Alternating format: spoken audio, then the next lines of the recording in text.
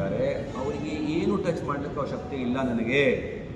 ಅವರು ಖಾಸಗಿ ವ್ಯವಸ್ಥೆ ಕರೆಕ್ಟಾಗಿ ಮಾಡಿ ಡಿಕ್ಲೇರ್ ಮಾಡಿದರೆ, ತೋರಿಸಿದರೆ ನಾವು ಅವರಿಗೆ ಏನು ಚಾರ್ಜ್ ಮಾಡಲ್ಲ. ಅವರು ತಮ್ಮ ಖಾಸಗಿ ಯಾರು ವರ್ತಕರು ಇದ್ದಾರೆ ಅವರ ಜೊತೆಗೆ ಏನೇನು ಡಾಂಬಡಿಕೆ ಮಾಡಿಕೊಂಡು ನಡೆಸ್ತಾ ಇದ್ದಾರೆ, ಚೆನ್ನಾಗಿ ಮಾಡ್ತಾ ಹೋದರೆ ನಾವು ಬೆಚ್ತೇವೆ. ಯಾಕೆಂದರೆ ಅಡಿಷ್ನಲ್ ಆಗಿ ಹೆಚ್ಚುವರಿಯಾಗಿ ಅಲ್ಲಿ ಕಸ ವಿಲೇವಾರಿಗಾಗಿ ವ್ಯವಸ್ಥೆ ಆಗ್ತದೆ.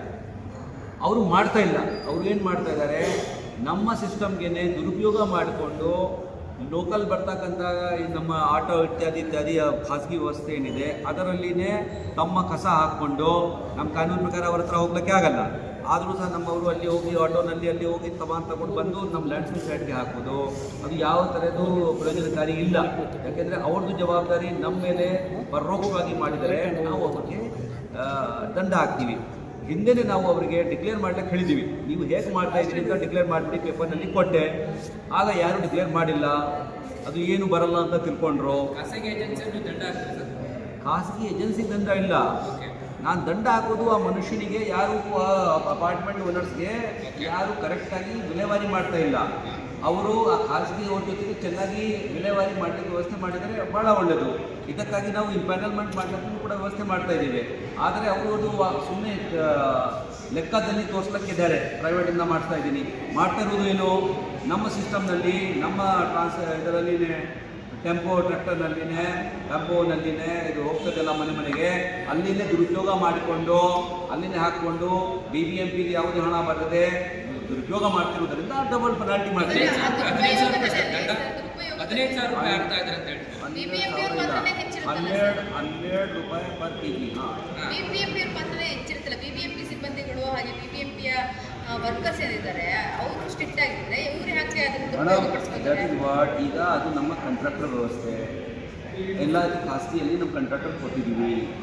ಅವರು ಅಲ್ಲಿ ಹೋಗಿ ನೋಡಕ್ಕೆ ಹೋದರೆ ಅಷ್ಟು ಮಟ್ಟಕ್ಕೆ ನಾವು ನೋಡೋಕ್ಕೆ ಪ್ರತಿಯೊಂದು ಎಲ್ಲಿ ಹೋಗ್ತಾ ಇದೆ, ಈ ಆಟೋನಲ್ಲಿ ಎಲ್ಲಿ ತುಂಬ್ತಾ ಇದ್ದಾನೆ, ಅದನ್ನು ಮಾಡೋದು ಕಷ್ಟ. ಹೀಗಾಗಿ ನಾವೇನು ಮಾಡಬೇಕು, ಎಷ್ಟು ಜನ್ರೇಷನ್ನಲ್ಲಿ ಇದೆ ಆ ಜನ್ರೇಷನ್ನಲ್ಲಿದೆ ಎಷ್ಟು ಅವರು ವ್ಯವಸ್ಥೆ ಇಟ್ಕೊಂಡಿಲ್ಲ, ಚೆಕ್ ಮಾಡಿಕೊಂಡು ಅವ್ರ ಮೇಲೆ ಆ್ಯಕ್ಷನ್ ತಗೊಳ್ಳೋದು. ಅವ್ರು ಇಟ್ಕೊಂಡ್ರೆ ನೋಡಿ, ಅವರು ಚೆನ್ನಾಗಿ ವ್ಯವಸ್ಥೆ ಮಾಡಿದರೆ ಎವ್ರಿಬಡಿ ವಿಲ್ ಬಿ ಹ್ಯಾಪಿ. ಇದುವರೆಗೂ ಈ ಸಿಟಿನಲ್ಲಿ ಯಾರು ಕರೆಕ್ಟಾಗಿ ಮಾಡಲಿಲ್ಲ, ಕೆಲವು ಮಾತ್ರ ಮಾಡಿದ್ದಾರೆ. ತಮ್ಮ ಅಪಾರ್ಟ್ಮೆಂಟ್ನಲ್ಲಿ ಜೀರೋ ವೇಸ್ಟ್ ಮಾಡಿದ್ದಾರೆ. ಅವರು ಮಾದರಿಯಾಗಿ ಕೆಲವು ಮಾತ್ರ ಬರೀ ತೋರಿಸ್ತಾ ಇರ್ತಾರೆ.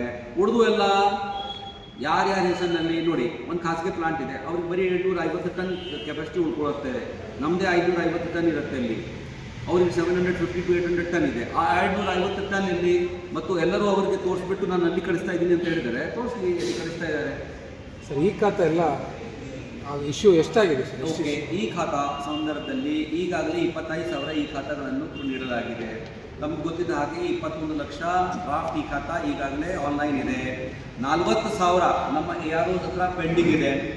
ಅದು ಏನು ಈ ಪ್ರಾಬ್ಲಮ್ ಆ ಪ್ರಾಬ್ಲಮಿಂದ ಪೆಂಡಿಂಗ್ ಇದೆ. ಇದನ್ನು 5 ದಿವಸಗಳಲ್ಲಿ ಈ 40,000 ಮತ್ತು ನಿತ್ಯ 3,000 ಇಂದ 4,000 ಬರ್ತಾ ಇದೆ. ಅದನ್ನು ಕೂಡ ಕ್ಲಿಯರ್ ಮಾಡಿಕೊಂಡು by this weekend we should clear all ಅಂತ ಕಟ್ಟುನಿಟ್ಟುವಾಗಿ ನಿರ್ದೇಶನಗಳನ್ನು ನೀಡಲಾಗಿದೆ. ಅದಕ್ಕೆ ತಕ್ಕ ಜಾಸ್ತಿ 500 ಮಂದಿಗೆ ನಾವು ಲಾಗಿನ್ ಕೊಟ್ಟಿದ್ದೇವೆ.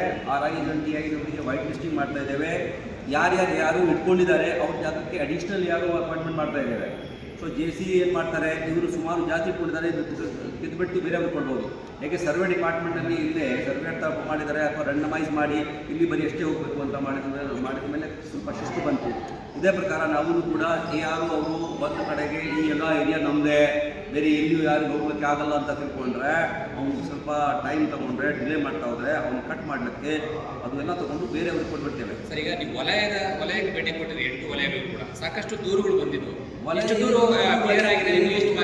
ನಾನು ಹೋಗಿದ್ದು ಬರೀ 3 ಕಡೆಗೆ ಹೋಗಿದ್ದೀನಿ, ಇನ್ನೂ ಹೋಗ್ತಾ ಇದ್ದೀನಿ. ನಾಳೆ ನನಗೆ ಸ್ವಲ್ಪ ಹೋಗ್ಲಿಕ್ಕೆ ಆಗ್ತಾ ಇಲ್ಲ, ಬಿಕಾಸ್ ನಾಳೆ ಬೆಳಗ್ಗೆಯಿಂದ ಸಂಜೆವರೆಗೂ ಮೀಟಿಂಗ್ ಗೌರ್ಮೆಂಟ್ ಹತ್ತದಲ್ಲಿ ಇರುವುದರಿಂದ ನಾನು ವೆಡ್ನೆಸ್ಡೇಗೆ ಈಸ್ಟ್ ಝೋನ್ಗೆ ಹೋಗ್ತಾ ಇದ್ದೀನಿ. ವೆಡ್ನೆಸ್ಡೇಗೆ ಪ್ರತಿ ಬುಧವಾರ ನಮ್ಮ ಎಲ್ಲ ವಾರ್ಡ್ಸ್ಗಳಲ್ಲಿ ನಮ್ಮ ವಾರ್ಡ್ ನೋಡಲ್ ಅಧಿಕಾರಿಗಳು ಅಲ್ಲಿ ಕೂತ್ಕೊಳ್ತಾರೆ.